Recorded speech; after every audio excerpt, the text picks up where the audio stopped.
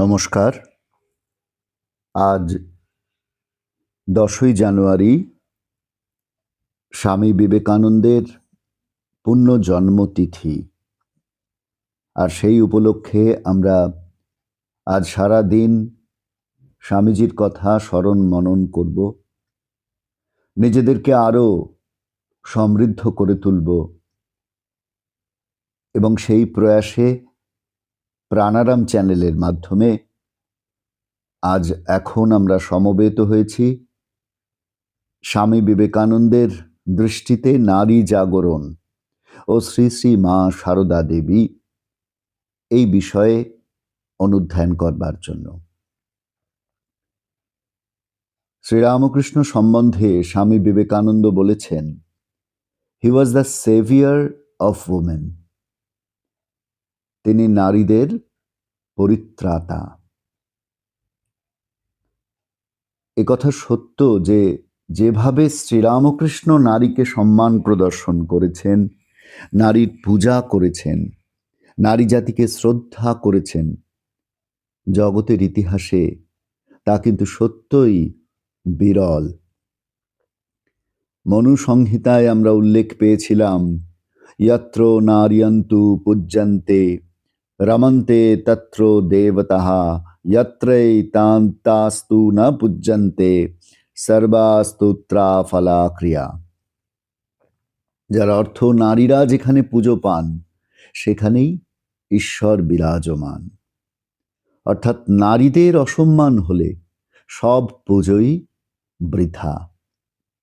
আর ঠিক এই কারণেই দেবীর সমস্ত রূপ, সমস্ত ভাব আরাধনা করা হয়। কুমারীরা শুদ্ধতার প্রতীক। হিন্দু শাস্ত্রে 1 থেকে 16 বছর বয়সী অজাত পুষ্পবালাকে কুমারী বলা হয়। অষ্টমী বা নবমীতে রীতি মেনে কুমারী পূজা করা হয়। কিন্তু এই সবই আমরা ভুলতে বসেছিলাম।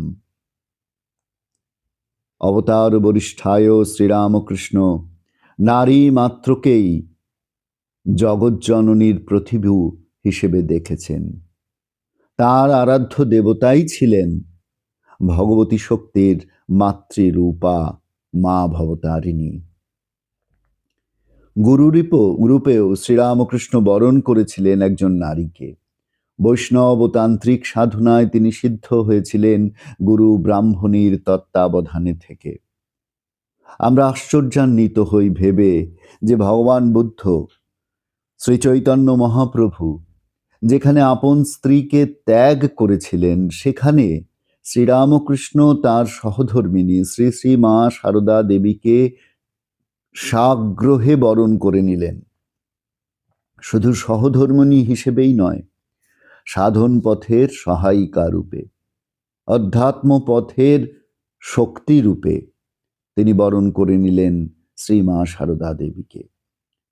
তাকে জগদম্বার প্রতিভু রূপে আপন অন্তরের পূজা নিবেদন করে সকল সাধনার ফল ও জপের মালা অবধি সমর্পণ করলেন। জগতের ইতিহাসে এই ঘটনা বিরল, অনুপম ও অনন্য সাধারণ। শুধু তাই নয়, তিনি পরবর্তীকালের যুগধর্ম পালনের দায়িত্বটিও অর্পণ করলেন শ্রীমা সারদা দেবীর হাতে। ও সারদা সরস্বতী জ্ঞান দিতে এসেছে, জ্ঞানদায়িনী মহাবুদ্ধিমতী। ও কি যে সে, ও আমার শক্তি। ও রাগ করলে এর সব নষ্ট হয়ে যাবে। ওর ভিতরে যে আছে সে ফোঁস করলে ব্রহ্মা বিষ্ণু মহেশ্বরও রক্ষা করতে পারবেন না। শ্রী শ্রী মা সারদা দেবী সম্পর্কে এইগুলি শ্রীরামকৃষ্ণের নিজ মুখ নিঃসৃত কথা। বিবাহের পরে মাকে অর্থাৎ জগদম্বাকে ব্যাকুল হয়ে ধরেছিলাম, মা, আমার পত্নীর ভিতর থেকে কাম ভাব এককালে দূর করে দে। ওর সঙ্গে একত্র বাস করে এই কালে বুঝেছিলাম, মা সে কথা সত্য সত্যই শ্রবণ করেছিলেন। শ্রী শ্রী মায়ের প্রতি শ্রীরামকৃষ্ণের এই অপার্থিব অনুভূতি এবং নিষ্কাম উৎসর্জন স্বামী বিবেকানন্দকে নারী শক্তির অপার ঐশ্বর্যের দিশা দেখিয়েছিল, কোনো সন্দেহ নেই। কাশীপুরে ঠাকুর শ্রীরামকৃষ্ণ যখন ক্যান্সারে অসুস্থ, তখন শ্রীমা সারদা দেবীকে একদিন অনেকটা অনুযোগের সুরে বললেন, হ্যাঁ গা, তুমি কি কিছু করবে না? নিজেকে দেখিয়ে এই সব করবে? তখন শ্রীমা বললেন, আমি মেয়ে মানুষ, আমি কি করতে পারি? ঠাকুর তখনই উত্তর দিলেন, না না, তোমাকে অনেক কিছু করতে হবে। কাশীপুরেই আর একদিন ঠাকুর মাকে বলেছিলেন, দেখো, কলকাতার লোকগুলো যেন অন্ধকারে পোকার মতো কিলবিল করছে, তুমি তাদের দেখো। মা আবার বললেন, আমি মেয়ে মানুষ, তা কি করে হবে? ঠাকুর সে কথায় কান না দিয়ে বললেন, এ আর কি করেছে, তোমাকে এর অনেক বেশি করতে হবে। এর আগেও ঠাকুর একাধিকবার মাকে বলেছেন, শুধু কি আমারই দায়, তোমারও দায়। শ্রীরামকৃষ্ণ দেবের কাছেই স্বামীজি শিখেছিলেন নারী জাতিকে সশ্রদ্ধ সম্মান করতে।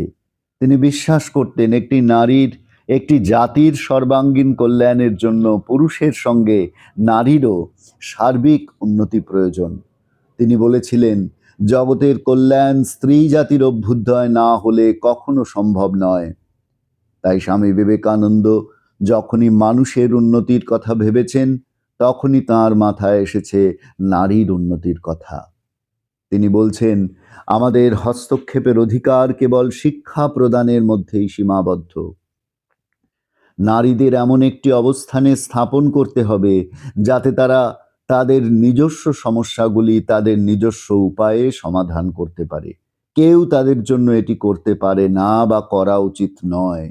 এবং আমাদের ভারতীয় মহিলারা বিশ্বের যে কোনো ব্যক্তির মতো এটি করতে সক্ষম।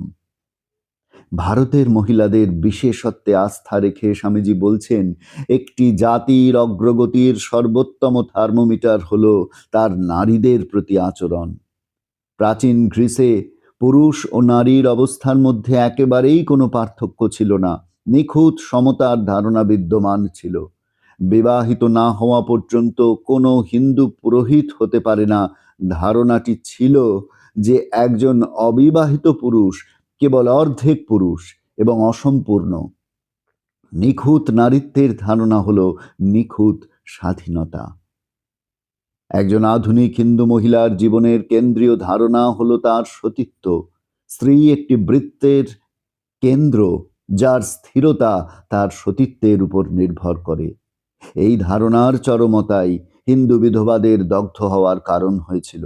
হিন্দু মহিলারা অত্যন্ত আধ্যাত্মিক এবং অত্যন্ত ধার্মিক, সম্ভবত বিশ্বের অন্য যে কোনো মহিলার চেয়ে বেশি।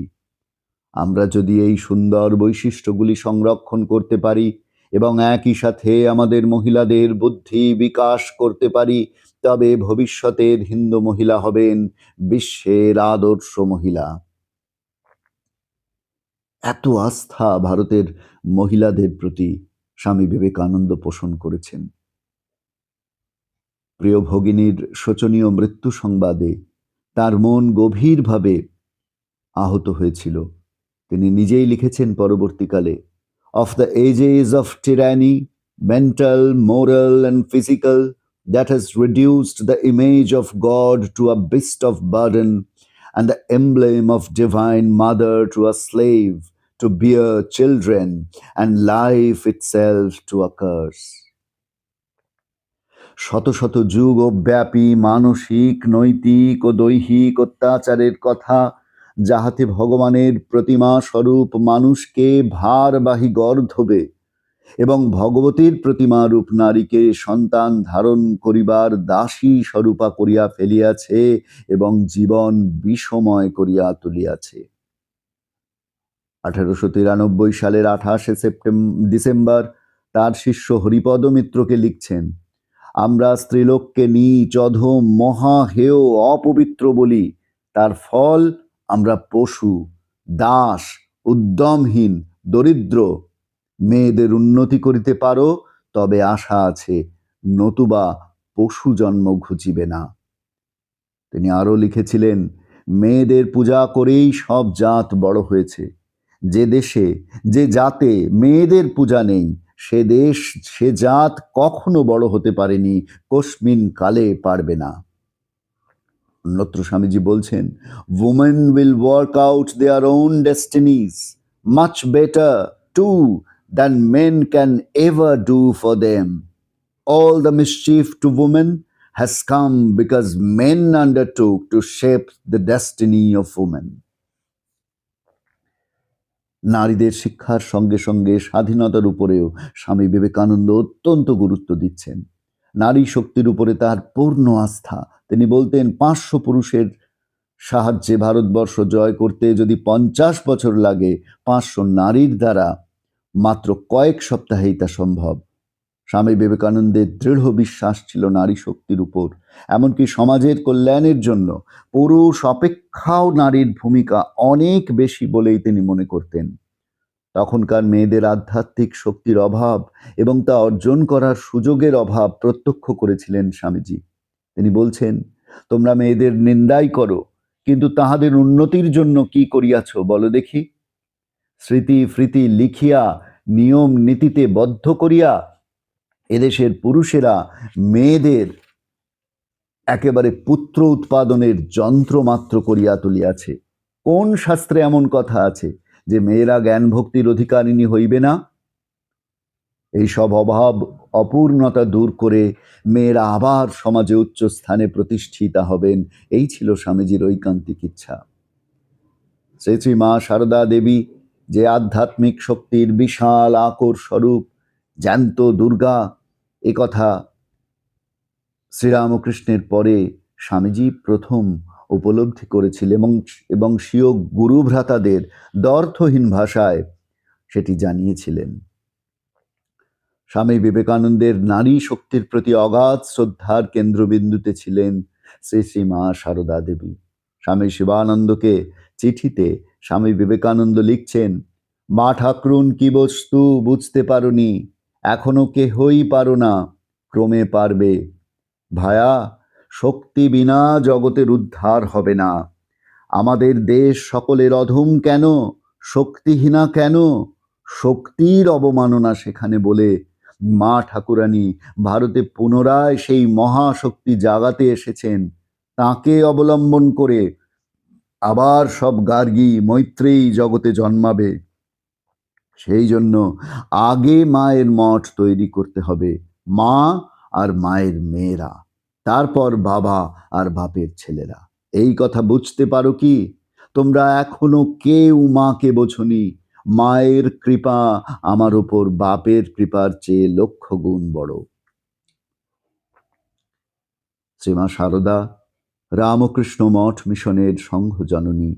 সেই সূত্রেই তিনি রামকৃষ্ণ সংঘের বিভিন্ন সিদ্ধান্ত গ্রহণের শেষ কথা, তার এই স্থানটি সর্বসমক্ষে নির্দিষ্ট করে দিয়েছিলেন স্বামী বিবেকানন্দ। 1897 পয়লা মে অপরাহ্নে বলরাম বসুর বাড়িতে রামকৃষ্ণ মিশন প্রতিষ্ঠার দিন তিনি দৃপ্ত কণ্ঠে ঘোষণা করেছিলেন, আমাদের এই যে সংঘ হতে চলেছে, তিনি তার রক্ষাকর্ত্রী, পালনকারিণী, তিনি আমাদের সংঘ জননী। তাই বেলুড় মঠের জন্য কৃত জমি কলকাতার প্লেগের প্রাণের অর্থ সংগ্রহের উদ্দেশ্যে স্বামী বিবেকানন্দ যখন বিক্রি করে দিতে চাইলেন, তখন বাধা দিলেন শ্রী শ্রীমা। আরও বিস্তৃত পরিসরে প্রতিষ্ঠিত হল রামকৃষ্ণ মঠ মিশনের প্রধান কার্যালয় এবং আধুনিক পৃথিবীর নতুন তীর্থ। মিস হেনরিয়েটা মুলার প্রদত্ত 39,000 টাকায় মঠের জন্য জমি কেনার পরে স্বামীজি অশক্ত শরীরের সারদা দেবীকে চেয়ারে বসিয়ে সমস্ত জমি প্রদক্ষিণ করিয়েছিলেন, শক্তির স্পর্শে যেন শুদ্ধিকরণের লক্ষ্যে। 1901-এ যখন স্বামীজি বেলুড় মঠে দুর্গাপূজা প্রবর্তন করেন, তখন মাকেও দুর্গামূর্তির পাশে বসিয়ে শ্রীচরণে অঞ্জলি দেন। তাঁর জ্যান্ত দুর্গাপুজোর অভিপ্সা সেদিন যেন সার্থক হয়েছিল। স্বামীজি প্রথমবার পাশ্চাত্য জয় করে ফেরার পরে সাষ্টাঙ্গে শ্রী শ্রীমাকে প্রণাম করে জানান, সাফল্য শুধু মায়ের আশীর্বাদেই। অসুস্থ হয়ে পড়লে মা যখন তাকে দেখতে আসেন, তখন গঙ্গার পলিতে আটকে যাওয়া মায়ের নৌকাটি নিজে সতীর্থদের সঙ্গে ঠেলে দেন ফেরার সময়।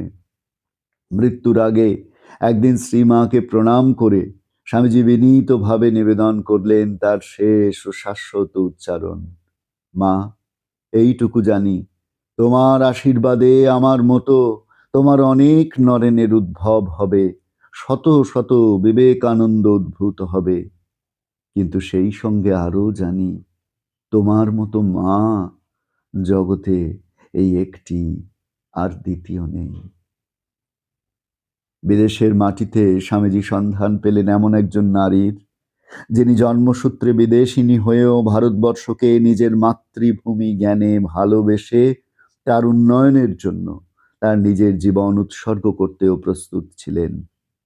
তিনি আর কেউ নন, তিনি ভগিনী Nivedita, Margaret Elizabeth Noble. Nivedita ভারতে উপস্থিত হলে স্বামী বিবেকানন্দ তাকে সর্বপ্রথম নিয়ে এলেন শ্রী মা সারদা দেবীর কাছে, কারণ তাঁর দৃষ্টিতে শ্রী শ্রী মা ছিলেন সনাতন ভারতবর্ষের মূর্ত বিগ্রহ। আবার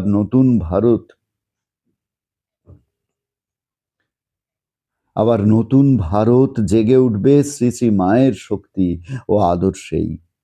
নারী জাতির শ্রেষ্ঠ আদর্শগুলির জীবন্ত প্রতীক শ্রী শ্রী মা।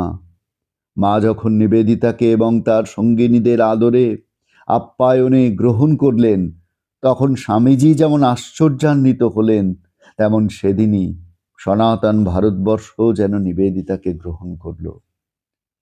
আমরা আজও সেই মিলন মুহূর্তটির কথা স্মরণ করব। একদিকে নিবেদিতা বিদুষী, কর্মপরায়ণা, বুদ্ধিশালিনী, আর অন্যদিকে শ্রী শ্রী মা সারদা দেবী আধুনিক শিক্ষায় সম্পূর্ণ অনভিজ্ঞ, লজ্জা পটাবৃতা, বহির্জগতের সঙ্গে সম্পর্কহীন সেই বিদেশিনী মহিলাদের শ্রী শ্রী মা যখন ভালোবাসা, স্নেহ আর উদার স্বচ্ছন্দ ব্যবহারে গ্রহণ করলেন, তখন থেকেই যেন সূচনা হলো এক নতুন যুগের, এক নতুন ভারতের, এক নবীন পৃথিবীর। সে জগতে নারী আর অবহেলার, অবজ্ঞার বস্তু নন। তিনি সসম্মানে প্রতিষ্ঠিতা, তিনি বিজ্ঞানী, তিনি ডাক্তার, তিনি মহাকাশচারিণী, তিনি ক্রিকেট খেলিয়ে, তিনি গৃহিণী, আবার তিনি কন্যা, জননী, সহধর্মিণী। স্বামীজির দৃঢ় ধারণা ছিল আগামী দিনের মেয়েরা অতীতের নারীর গৌরবকেও অতিক্রম করে যাবে। তিনি বলছেন, ভবিষ্যৎ নারীদের মধ্যে থাকবে একাধারে বীরত্বব্যঞ্জক দৃঢ় সংকল্প এবং জননীর স্নেহময় কোমল হৃদয়। আরও থাকবে পবিত্র শক্তি এবং উজ্জ্বল জ্ঞান গরিমা। আজ স্বামীজির সেই স্বপ্ন যেন ধীরে ধীরে সফল হয়ে উঠছে দিকে দিকে নারী জাগরণের মধ্যে দিয়ে। আর আমরা স্থির মনে বিশ্বাস করি এ শক্তি সেই আদ্যা শক্তি মহামায়ার, যিনি ইদানিং সারদা দেবী রূপে এই ধরাধামে এসেছেন। তাই আজকের এই পুণ্য দিনে আমরা প্রণাম জানাই শ্রী শ্রী মায়ের চরণে, আমরা প্রণাম জানাই ভগবান শ্রীরামকৃষ্ণ দেবের চরণে, এবং আমরা প্রণাম জানাই স্বামীজি মহারাজের চরণে।